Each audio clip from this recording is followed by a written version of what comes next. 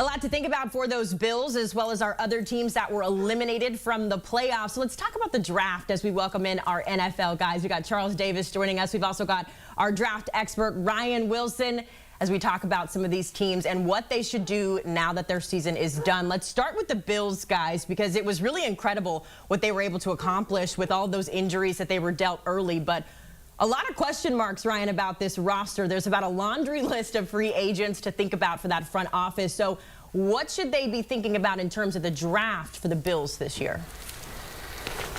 Haley, Charles, good to see you guys. I think ideally the Bills will get their hands on a time machine and go back 24 hours and fix that last drive. Short of that, there's a lot to work through, and you're exactly right. Their free agent list is a laundry list of guys they can ill afford to lose. They're not going to have the salary cap space to re-sign everyone.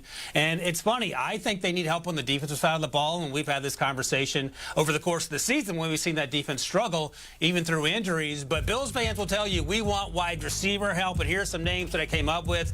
Xavier Legette may be a little too rich at the bottom of the first round, but he is a tall, long, big play wide receiver. You feel like if he was on the field last night, he may have come down with some of those long bombs that fell incomplete to various receivers. But he was one of Spencer Rattler's favorite targets, and he showed up time and time again, and he put his name on the draft map, certainly in the fall, and I think he's going to be fun to watch as we go through this process. Kamari Lassiter is a long cornerback out of Georgia who does all the things physically that you want from a corner, and some of the things you perhaps would have liked to have seen as some of those corners went down with injuries for the Bills. But I think if you get either of those guys, and Johnny Newton would be incredibly rich. If he was available that low, I would be surprised, I should say, because he's going to be probably a top 20 guy, but a special talent. And if you like him enough, maybe you trade him and get him, because Daquan Jones is also going to be a free agent. So a lot to sort through in the aftermath of what was ultimately a disappointing end to the Bills season. So, Ryan, what you're saying is let's get in that DeLorean and gun it to 88, right? And set the coordinates for a pregame. I absolutely like where you're going with that. You mentioned all the free agents. I think they're almost in a spot where they may be at a point of best player available because they're going to be picking later. And you mentioned, having Legette out of South Carolina, a long, tall receiver. That's one of the guys they missed last night, and Gabe Davis unable to play, who may have helped them in the passing game and come down some of those balls. But I look at that defensive side as you do. They're going to have to make a lot of decisions. Micah Hyde, Jordan Poyer, they were talking about running it back this year as kind of their last stand at safety. Will both of them be gone? Trey White coming off the 2 straight seasons with injuries at corner, and they struggled in all cornerback positions. Christian Benford, a 6th-round pick out of Villanova a couple years ago, he was a starter that they really missed when he didn't play last night. Kyer Elam, a former 1st-round pick out of Florida, hasn't played very much. They haven't put him on the field very often. So, yeah, the defensive side of the ball is going to get a lot of attention, and I still think they better bring in another running back since now that Joe Brady's the offensive coordinator. They are going to run it. You don't want to run James Cook into the ground. Get another big, thick running back who can produce in January, February in Buffalo. I think that'd be a big pickup for them. I don't think I want to think about Josh Allen with a bunch of new weapons to play with, seeing as how he's fared over the last couple of years. But it's interesting. The Bills got that 28th pick in this year's draft. Let's move on to the Texans, who advanced to their 5th divisional title game in team history, to the surprise of pretty much everyone, myself included. Of course, they had that rookie head coach and quarterback. So, Ryan, there's a lot to be happy with the Texans, but, of course, always room for improvement. Where do you see the Texans sort of going with this draft coming up? Haley, Charles, we're living in a world where the Texans don't have a lot of holes or a lot of things to concern themselves with. They have their franchise quarterback. They have a fantastic young coach in D'Amico Ryans. They crushed the draft, and you have to get guys healthy, all right? So you have to start there. Tank Dell, they could have certainly used over the course of their postseason. He suffered that leg injury late in the regular season, and that's why I have him thinking about maybe a wide receiver here. Nico Collins had a resurgent year 3 in the NFL after not quite meeting those expectations early on, in large part because of Bobby Slowick, the offensive coordinator, and of course what C.J. Stroud was able to do. But what about a guy named Jalen Polk? You don't talk a lot about Jalen Polk when you talk about Washington because you're talking about Rome Odunze and, of course, Michael Penix Jr. But the Jalen's on that roster, wide receiver, Polk and McMillan, are going to be guys that get drafted probably on day 2. Polk probably early on day 2. And I love the idea of pairing him with a Tank Dell and a Nico Collins.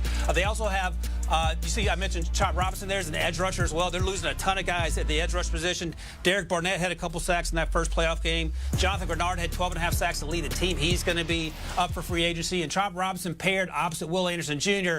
is something that I really like. And in terms of adding another wide receiver, I'll just also mention Dalton Schultz is entering his contract year as well. So one more pass catcher should you end up losing the tight end to free agency.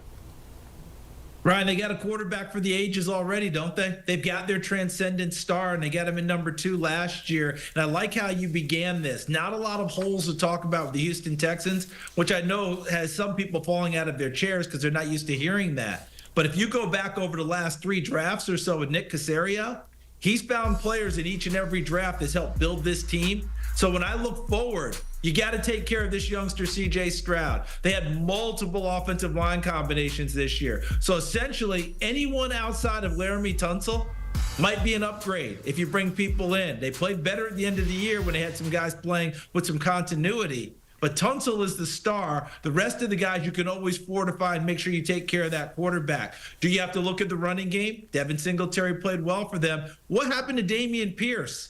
If he jumps back up, then you can shop at home. You don't need to worry about draft picks. And wide receiver is always a big deal. And I loved how you brought up Polk from Washington, because guys who can get deep is what you're looking for with this youngster, C.J. Stroud. When he throws the football, he's throwing it to hurt you downfield. He wants to throw those deep digs and post routes and go routes and things of that nature. He's not throwing the checkdowns. He wants to throw it downfield. You're going to need receivers to help him that way. Get Tank Dell back to go with Nico Collins and continue to fortify, because Robert Woods, he's been around a little while. Yeah, I always think about the C.J. Stroud yeeted ball down the field a couple weeks ago to Nico Collins to start that playoff game. So he is certainly a weapon that they really hit on in last year's draft.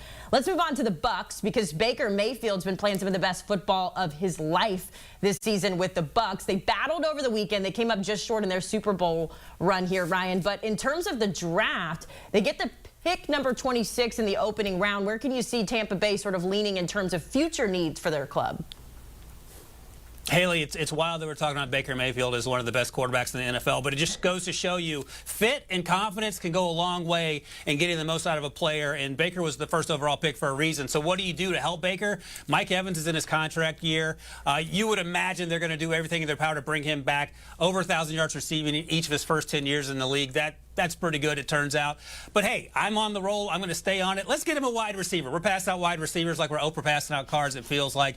What about Brian Thomas Jr. out of LSU?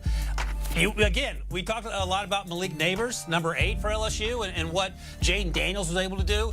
Brian Thomas somehow quietly flew under the radar. This is a deep ball threat as far as deep ball threats go. You see Adonai Mitchell also on that list out of Texas, a similar type player, but Brian Thomas is a little bit more explosive to me. I think the majority, I have to go back and double check, but like 75% of his touchdowns came on go routes or inside fades that ended up in the end zone. I also mentioned Graham Barton there, who played tackle at Duke. He'll move inside to the next level almost certainly. You see Michael Penix there at the end, Charles, just in case Baker doesn't come back and maybe Michael Penix Jr. sitting at the bottom of the first round. That could be a backup plan. But I think job number 1 is to bring Baker back as your quarterback. But there's no doubt about how well Michael Penix Jr. did to get this team to the national title game. Yeah, there's no question about it. I love what you did there. And the one that I'm focusing in on, Ryan, is Graham Barton, because I like what you said about him. He was a left tackle at Duke. I think he projects inside, as you noted. I'd plug him in at center. Ryan Jensen, who played so well for them, not likely to make it back. His knees are in really, really bad shape. He may have to retire, and maybe get Robert Hainsey back at a guard or a tackle position that might suit him a little bit better to help Baker Mayfield in that offense. Mike Evans, do everything you can to bring him back.